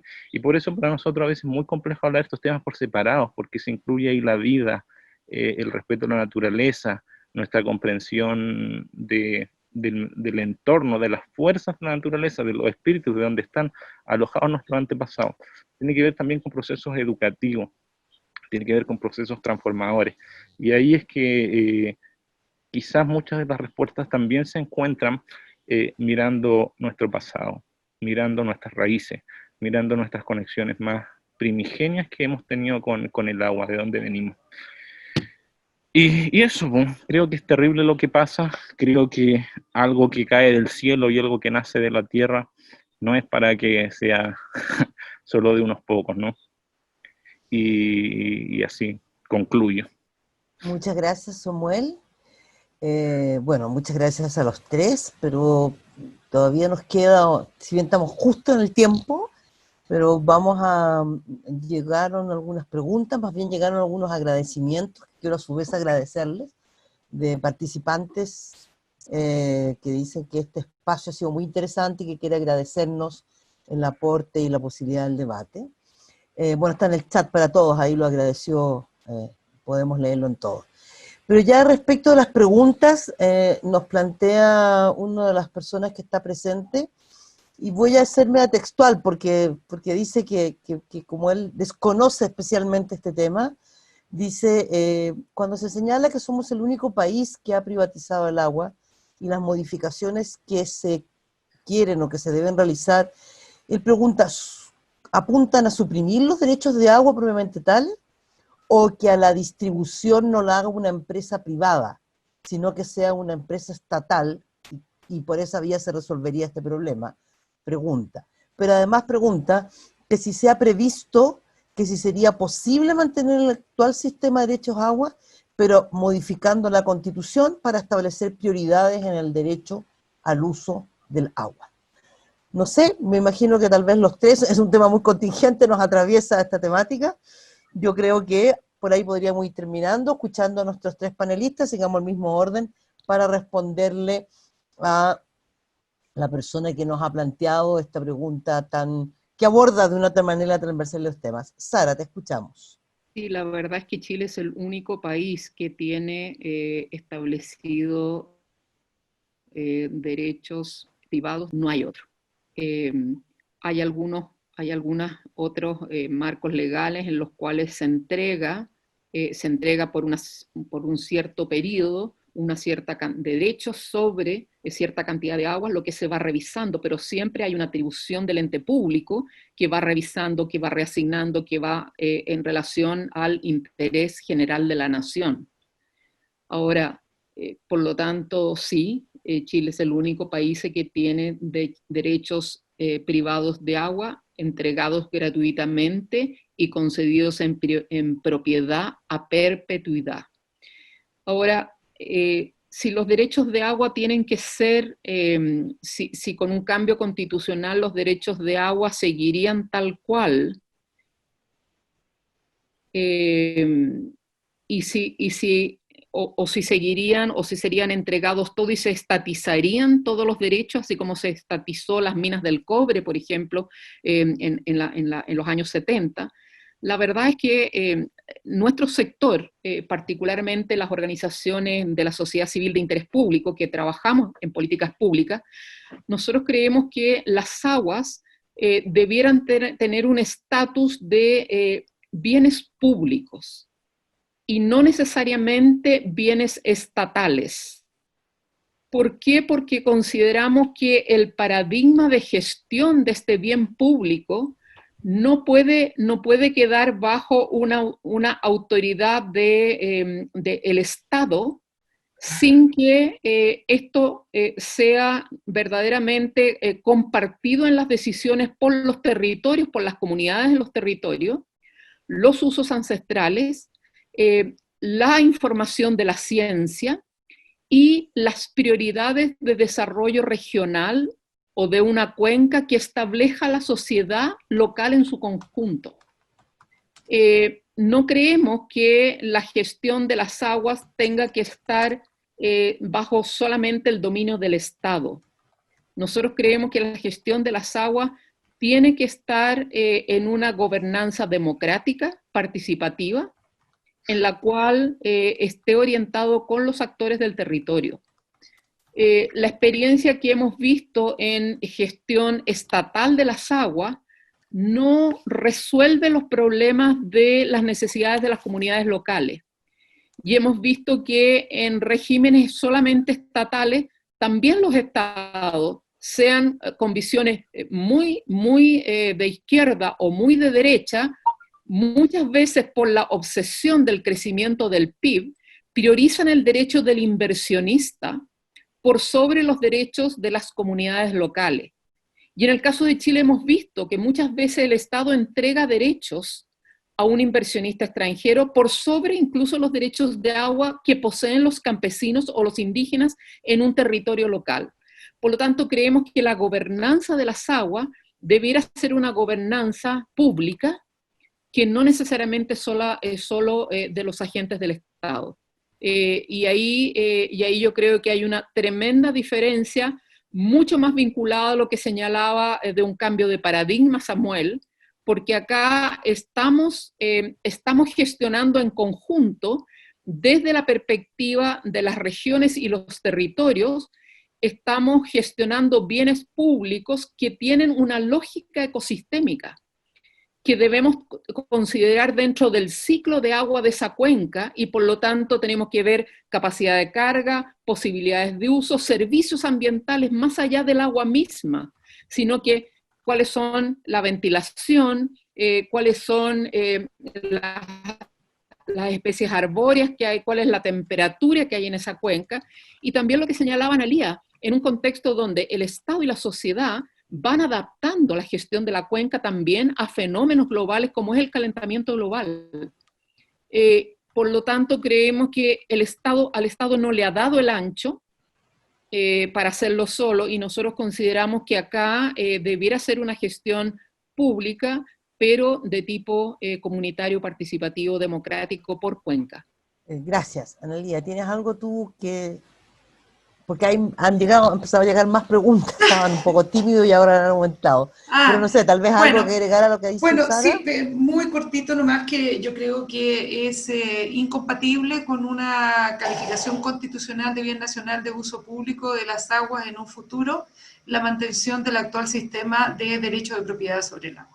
Eso es totalmente, no se sostendría, sería ilógico en términos de la calificación de nacional de uso público, digamos, y creo que un tema que va a ser tan capital como esa nominación nacional de uso público es el tema de la gestión del agua, que va a tener que quedar establecido en la Constitución, porque si no queda establecido en la Constitución la forma de gestionar las aguas, como efectivamente el punto de vista ambiental pesa en la mirada que tengo respecto de cómo se gestiona, y yo también comparto en este punto lo que señala Sara, en el sentido de que la gestión integrada en una cuenca hidrográfica es la unidad de gestión por excelencia para realizar gestión ambiental. Y cuando digo esto, creo que acerco algunas de las impresiones que nos ha compartido Samuel desde el punto de vista de los pueblos originarios.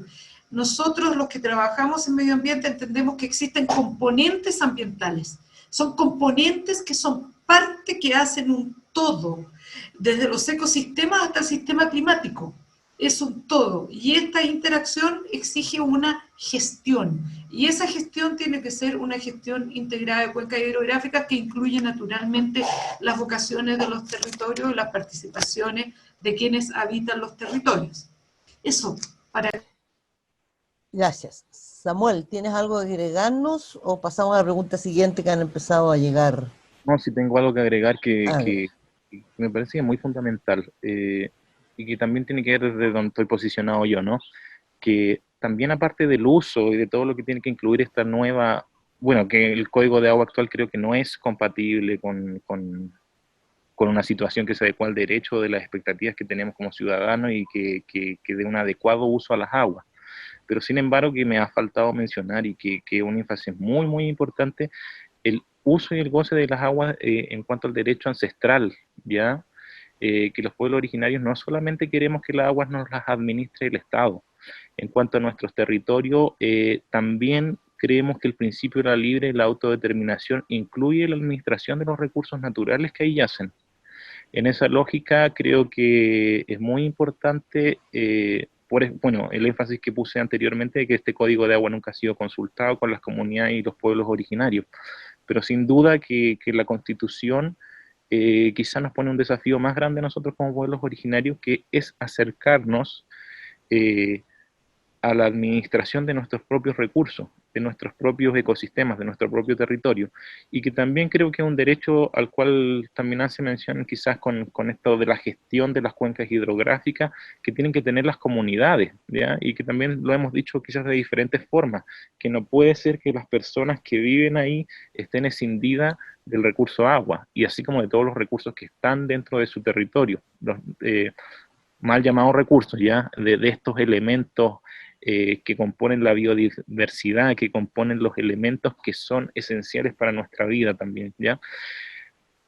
Y en esa lógica nomás poner ese énfasis que se me estaba quedando y que es sumamente importante para nosotros los pueblos originarios, que esto tampoco tiene que ver solamente con una visión desde el paternalismo que uno pueda tener desde el Estado, ¿no? Que el agua sí, sin duda que tiene que ser priorizada y un bien de uso público, pero también por la historia, por nuestra memoria, por los lugares que ocupamos, por cómo la hemos resguardado, también nosotros hacemos el llamado en que el agua es parte de nuestros territorios y que nuestros territorios deben ser, tienen que tener la autodeterminación que ello implica, que sean los mismos pueblos originarios los que decidan también y ese derecho ancestral a la administración, que por lo demás ha estado siempre en alguna medida en alguno de los territorios.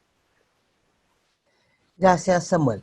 Bueno, han llegado varias preguntas, algunas de ellas fueron respondidas por ustedes a medida que fueron respondiendo la que acabamos de terminar, y además en aras del tiempo voy a juntar las preguntas y a sacar algunas partes para lo que ya se respondió, dejarlo fuera porque nos quedan 10 minutos y tenemos que ir terminando este trabajo que ya está un poco excedido, pero bueno, habíamos contemplado un tiempo extra que siempre existe porque nos entendemos un poco y entre que las preguntas son bastante interesantes respecto del debate.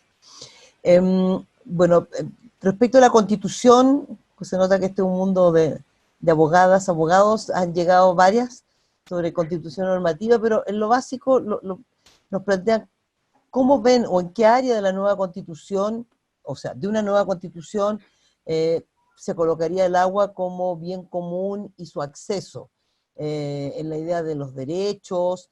Bueno, Analía algo adelantó también en esta administración. ¿Cómo ven esta posibilidad de garantizar efectivamente el acceso del agua? ¿Dónde debería quedar en la Constitución? Y en ese sentido, recoger lo que ha planteado Samuel sobre el cambio paradigmático, cultural, ¿ya? Cómo recogerlo en la Constitución a propósito de los temas de agua. Eso es como juntando un grupo de preguntas que han llegado aquí, ¿ya? Un poco que los tres le puedan dar una vuelta final. Y hay una pregunta muy específica sobre las juntas de vigilancia, ya no estamos hablando específicamente de comunidades de pueblos originarios, pero sí de comunidades de campesinos, y no pueden porque no tienen reconocimiento de las escrituras, ¿ya? Y sobre la propiedad justamente de las tierras y de las aguas. Entonces, ¿cómo lo vemos en el sentido, cómo esto podría garantizarse en esta propuesta constitucional en la línea que se ha señalado? ¿Ya? Un poco una última vuelta y ahí terminaríamos todos.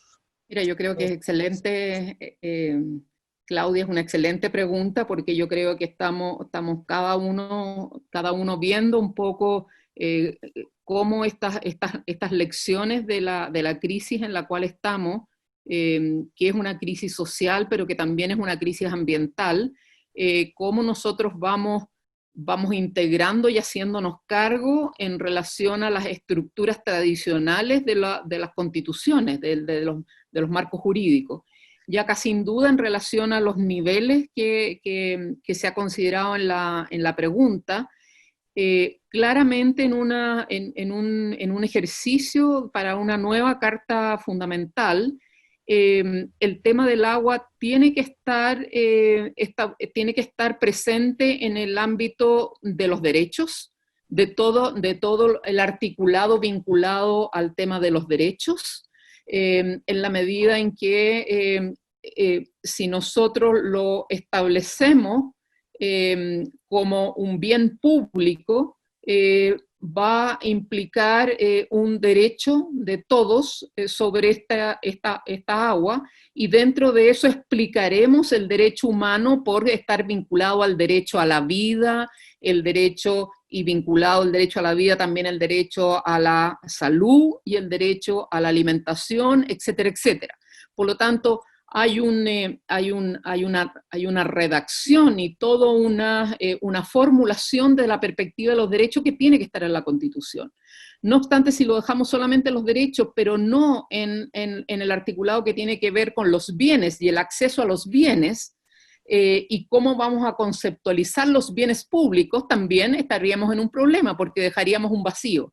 Por lo tanto, también debemos referirnos al agua y a otros bienes esenciales en todo el articulado que tiene que ver con los bienes comunes, cómo se accede, cómo se usan, cómo se gozan, cuáles son las condiciones de uso, en términos generales los principios sobre los bienes.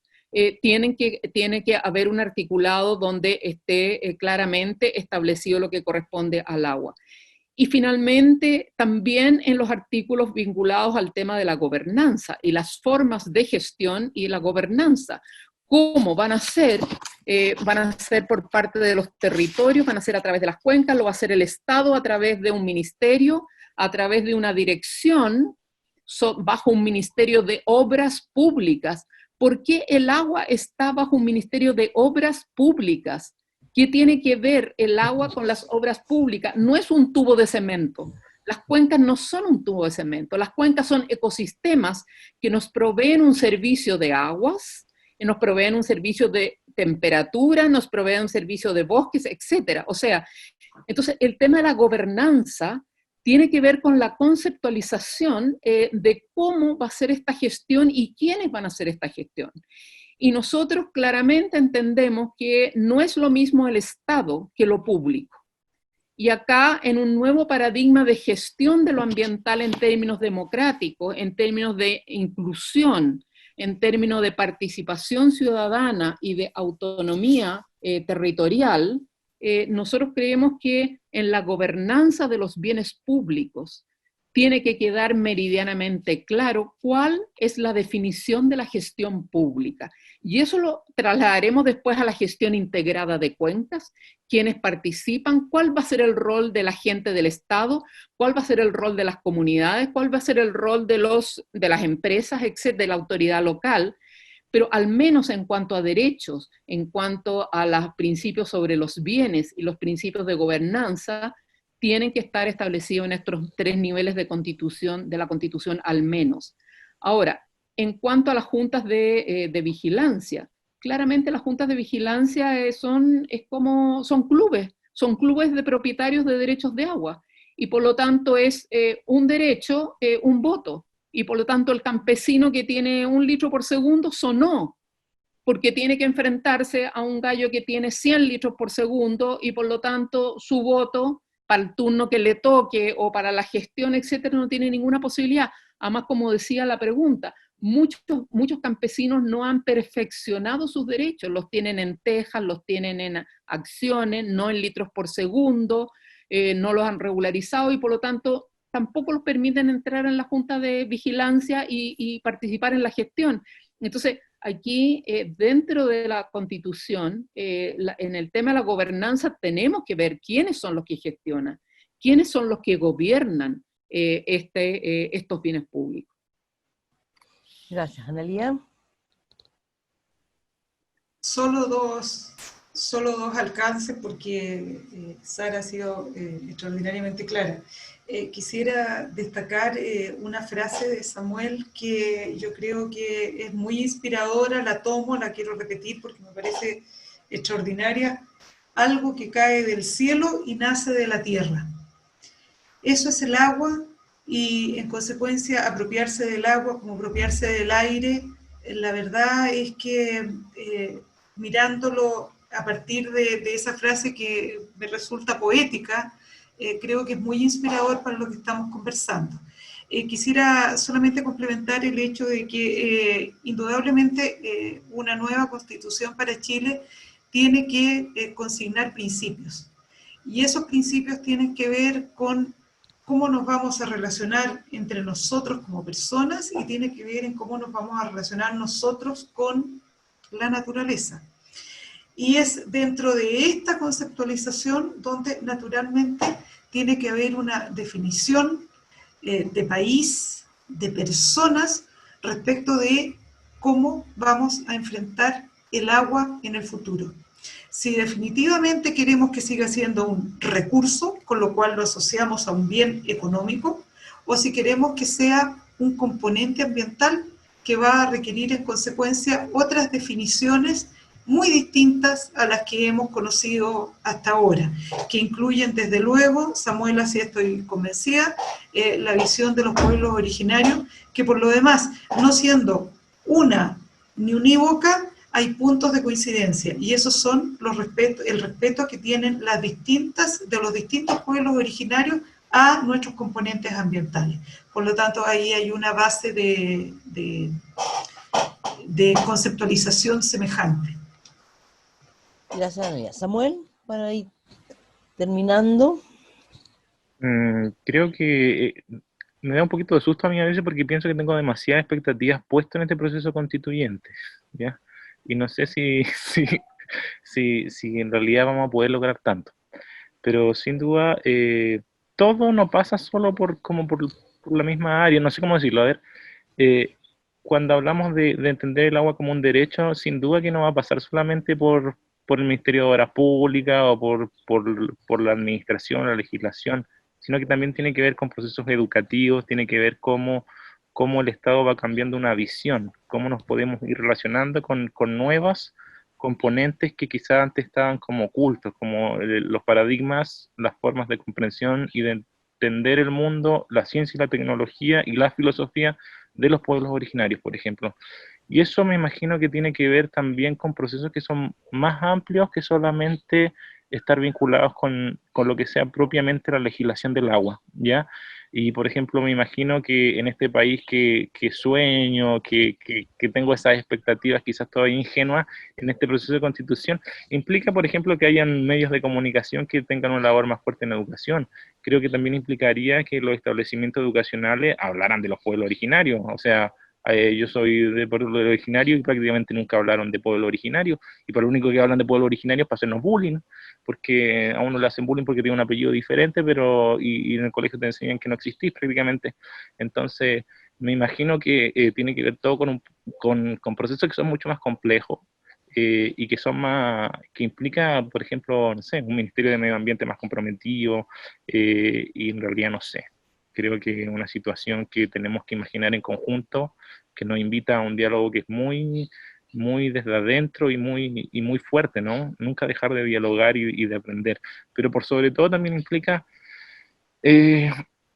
lo que, no sé, volver quizás a esto de la pandemia, ¿no? Que entendamos que lo que está pasando hoy día, que la gente que se está muriendo se muere en un estado que posiblemente se podría haber hecho mucho más, ¿ya? Y así nos pasa con todo. En todo yo creo que se puede hacer mucho más. Se pueden salvar nuestros recursos, estamos a tiempo de generar una educación mejor. Se puede hacer mucho más, pero estamos como afirmados, sujetos a intereses mezquinos de los ricos de siempre, o de los que tienen el poder. Entonces creo que eso es lo que implica cambiar un poco esta lógica de paradigma que es muy holística y que en realidad me cuesta incluso argumentarla porque creo que es de una complejidad que implica una apertura de corazón y de mente y de disposición al diálogo muy amplia. Muchas gracias, Samuel. Bueno, estamos absolutamente en el tiempo. De hecho, a la programación inicial estamos un poco excedidos, pero a la como especie de segunda programación estamos llegando justamente al minuto que nos habíamos propuesto, 2 horas de conversación y diálogo. Llegaron a última hora algunas preguntas, pero que desgraciadamente por áreas del tiempo se nos extienden un poco, se las vamos a hacer llegar, son específicamente a Analía y a Sara, pensando en temas de el debate del Estado chileno pudiera tener, o los costos para el Estado chileno en temas de, a propósito de los tratados de libre comercio, ¿no? Pero eso nos abre como otro tema, otro debate un poco más largo, que bueno, tal vez lo que queda claro aquí es que este foro ha sido muy interesante, hemos tenido sostenidamente la misma cantidad de participantes que entraron y no salieron, ya ahora se están recién empezando a retirar, y que es una riqueza de debate sin duda, y que si bien, como decía Sara, en estos días se ha puesto en el tema, pero a mi parecer creo que todavía el tema del debate sobre el derecho al agua, más allá de los espacios más habituales, como son las propias organizaciones medioambientalistas, el mundo indígena, o quienes trabajan en la academia, pero yo diría que en un debate incluso académico, pero fuera de quienes son especialistas, el debate del derecho al agua es un tema que todavía hay, hay mucho, mucho por decir, mucho por plantear, y mucho por mirar y abrir posiciones, porque allí todavía, claro, la mirada es profundamente atrincherada en ciertas concepciones que todavía, incluso aunque nos parezca asombroso, hay sectores que no ven la idea de derechos detrás de es lo que es el planteamiento sobre el agua, ¿no? Y entonces vemos que el punto de partida del debate incluso es más atrás. Pero bueno, espero que hayamos apartado, avanzar desde para mirar desde los derechos humanos el tema del acceso al agua, particularmente en temas como nos pone hoy día la pandemia. No me queda más que agradecer a nuestros tres estupendas panelistas, ¿ya?, que han llegado aquí, que realmente han sido un aporte. Ha sido muy rico el debate, sin duda que yo pensaba todo el rato en el número del anuario, creo que va a quedar de modo muy interesante y poniendo ciertos temas para debates futuros, no solo del COVID, sino de lo que viene, y de eso justamente es lo que se trata. Bueno, y además de agradecerle a todo el público, como digo, que hoy día ha llegado, que ahí ha estado firme durante las casi 2 horas, un poquito más de 2 horas de trabajo que hemos tenido. Y quiero dejarlos a todos y todas cordialmente invitados para la próxima semana, a la misma hora, por el mismo canal, en nuestra tercera sesión sobre temas de derechos humanos en el marco de la pandemia. Y si no estoy mal, va a ser sobre derechos humanos. Rita, si estás por allí, me corrí. Perdón, va a ser sobre migrantes, ¿no?